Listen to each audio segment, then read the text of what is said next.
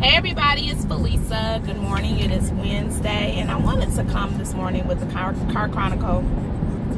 Talk about briefly, well, I don't know how briefly, but anyway, talk about something that I've been watching on the internet. Well, I shouldn't say I've been watching it. I've been aware of it for probably about a year and a half, and been watching it with great interest for the last couple of months, and only in the last few days have I seen that it's starting to unravel. And I'm not wanting to come and do this vlog because I'm seeing it unravel, but because I was, first of all, when I saw it, I was really intrigued, you know, kind of like you see a dog with 3 legs. It's kind of like, that's odd.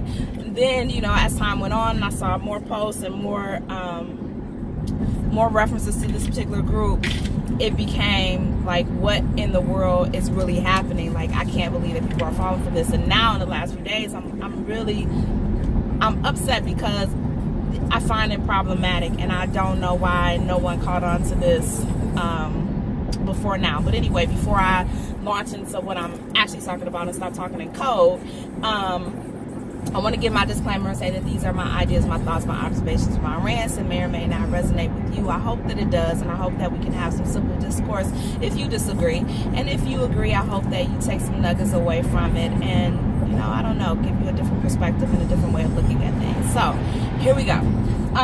So I became aware of this particular group called Roots of Royal, and I don't want to name the founder or the woman that actually launched this group, because I don't want it to necessarily be so much about her per se, but about the effects, the detrimental effects of this particular group.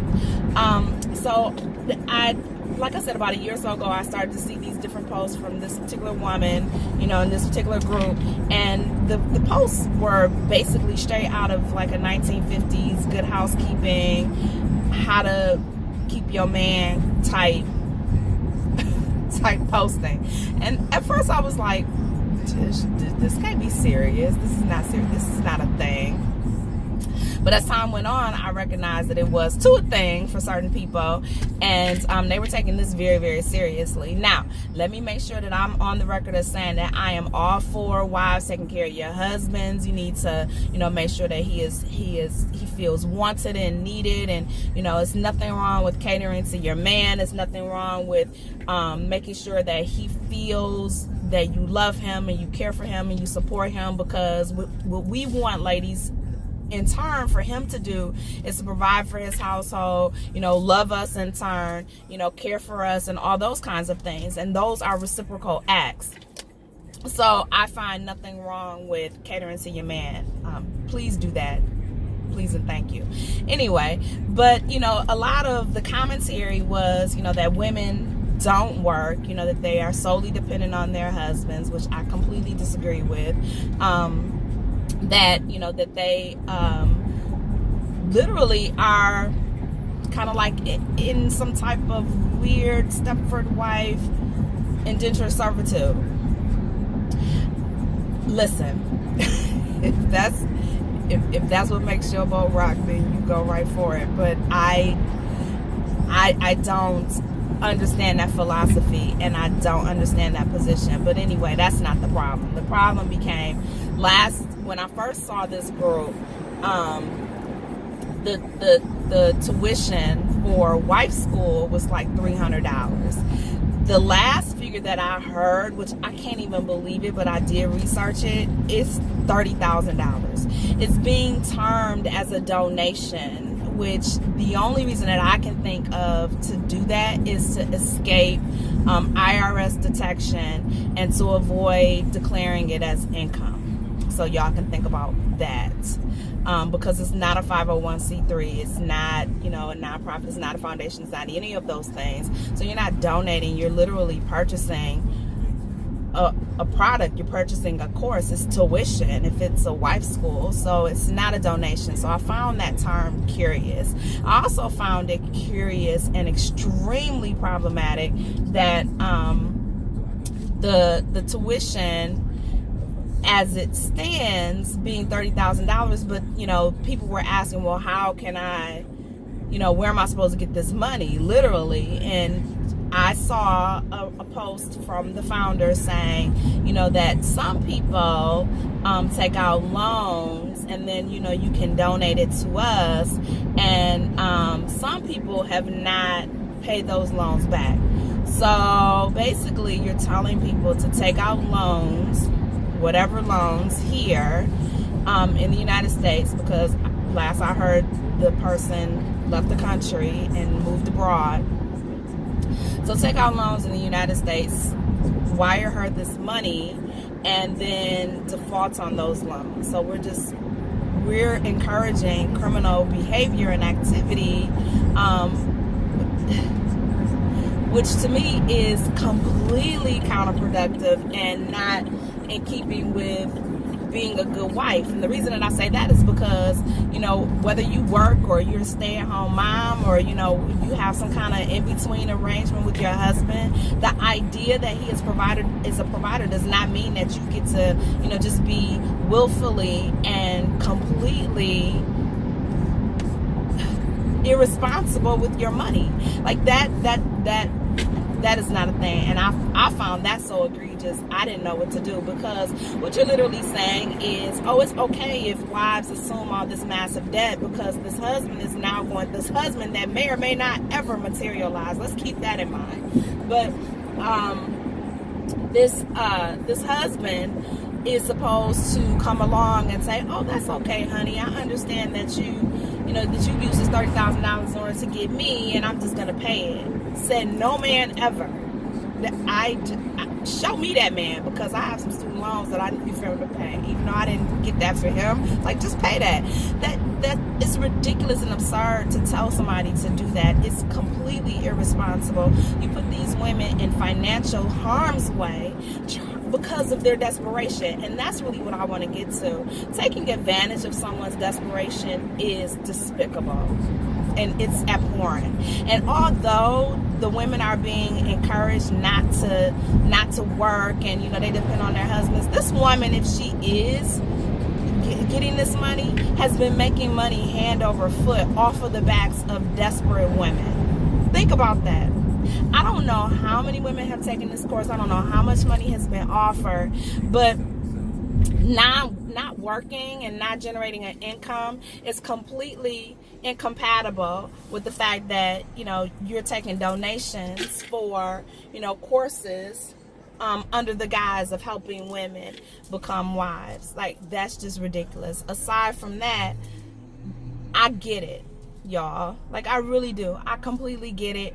I get that you may have women of a certain age who their biological clock is getting ready to run out. I understand the frustration and the desperation of single motherhood and not knowing how you're going to pay bills, and being so frustrated and overwhelmed. I understand the innate need and desire and want to be loved and to be in a committed relationship and have someone love and value you.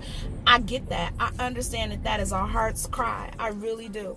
But you cannot allow your emotions to make decisions for you that are going to have lasting and possibly damaging effects for years, because you're going to be in massive debt. You're going to be disappointed that you even gave somebody this money to do what? And I thought that I read, I have to go back and find it, but I thought that I read that once you graduate from wife school, that a husband was guaranteed. I don't know who listen, I've had a lot of schooling, and I've had had some opportunity to earn some diplomas and things. I also have a transcript, right, of all of the courses that I've taken, and the courses that I passed, I was given proficiency in. It was said that I was proficient in these areas, thank the Lord, so I can go on with my life. But the reality is, nobody has asked me for that transcript in years. Even jobs that I've applied for, they've just asked me, do you have this, particular education? Yes, I do. Okay. If they wanted to check, I'm sure that they could, but to my knowledge, they haven't. It's just not, something that's high up on the radar. So when I tell somebody, if I meet somebody and I say, oh yeah, I'm a certified wife. Okay. Nobody even knows what that means. You've taken courses in what? And listen, I'm not against, learning feminine graces. I'm not against learning, social interactions. I'm not against, women learning, social graces or etiquette or, appropriate responses, working on your attitude, working on your demeanor, working on, your responses to, certain scenarios and situations, interacting with men if you have, very little to no experience with engaging with men, how to date successfully, all of those things. I'm here for it. And if you charge for your time, I'm here for that too. I'm not knocking anybody's hustle. I'm really not.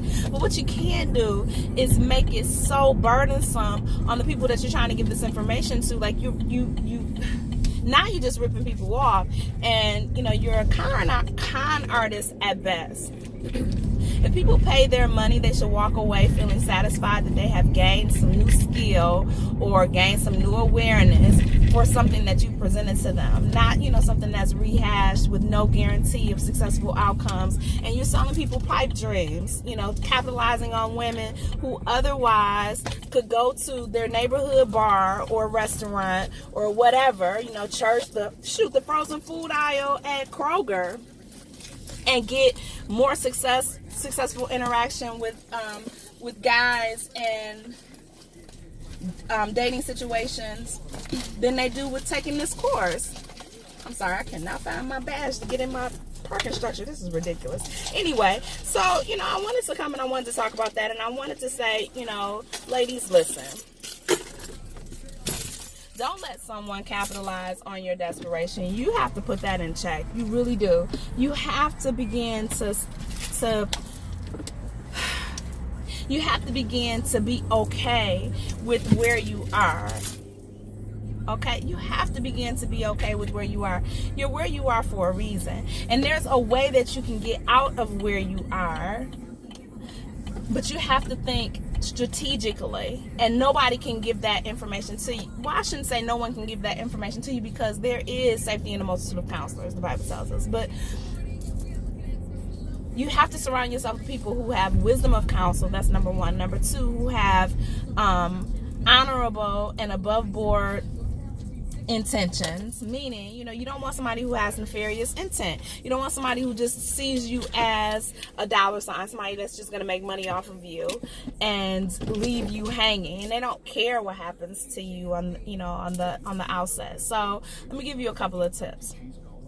One, learn to love yourself, because even if you find someone tomorrow who thinks that you're the greatest thing ever, if you suffer from low self-esteem, daddy issues, abandonment issues, if you have no ability to trust and no ability to develop a healthy relationship, you're going to kill whatever it is that's been sent your way.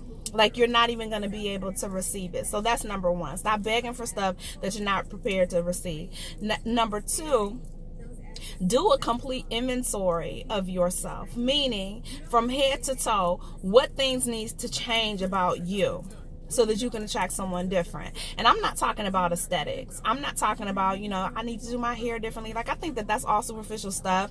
And, if that's where you are, God bless you. But I'm not talking about that. I mean head to toe inventory in terms of, do you need to finish your education? Are you going to be an asset to whatever guy comes your way? Are you going to be able to assist him, or are you going to be like another child for him? Are you, in a place mentally where you can receive the love and support that you are saying that you want? Going back to number one. So if you're not, get into some support groups, get into some therapy, purge the stuff that's really a weight for you, so that you can be healed and go on and find happiness and find love. Number three, be happy where you are. The saying, bloom where you're planted, meaning, be happy right where you are. Okay, you single right now. That doesn't mean that you got to hit the bars and the clubs every 5 minutes and just woo. No, that doesn't mean that. That means that you got some free time that a married person does not have. So in that time, you can Engage in a hobby. If you are a parent, invest in your kids. You know, you got the day-to-day interaction with your kids alone is taking up a lot of your time. But, you know, the idea that, you know, this extra body or this extra person is going to come into your life and solve all of your problems for you is a fallacy. And you're going to wind up in a relationship that you cannot stand and you might not be able to get out of simply because you were so desperate to just have somebody, anybody, just so you take the first thing walking. And the last thing that I want to say to you is, if it seems too good to be true, it probably is. So do your homework on some things. You know, don't, like a fool in his money and whatnot, right? So don't go off paying people for information that you could probably get for free. You know, don't go off paying people for things that, should be low cost or provided to you at minimal investment. Learn to spot people who are really just capitalizing on whatever pain and issues that you have, because at the end of the day, they're going to go on with their lives and they're going to have your money and you're going to be disappointed. Very disappointed. Anyway, I'm Felisa. Y'all drop some feedback below. Let me know what you think about this topic and what you think about this situation. I think that it's just a good old-fashioned hot mess, but who am I? I'm out here being single. Whatnot. Y'all have a great day. Love y'all. Bye.